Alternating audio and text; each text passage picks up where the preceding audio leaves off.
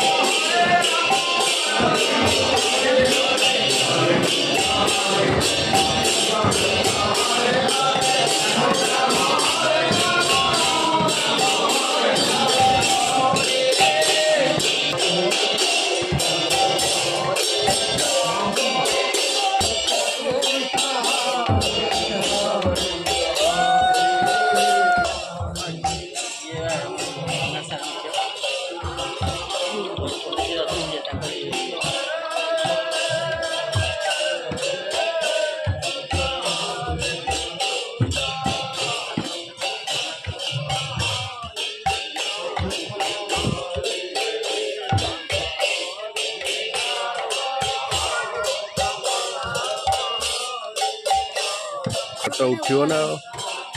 ना नल केम दो न्यूज पे केम जीवो आमे जाइजु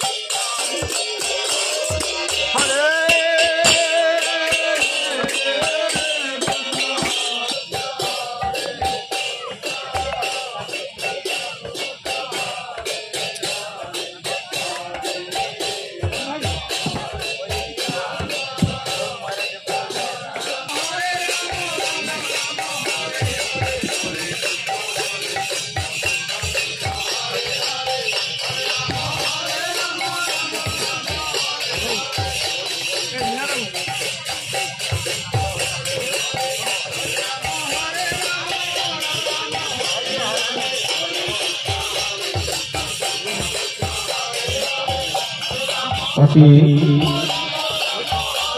सौभाग्यर कथा आम गर्वर कथा जहाँकि आमर समस्त प्रतीक्षार अंतर घटाई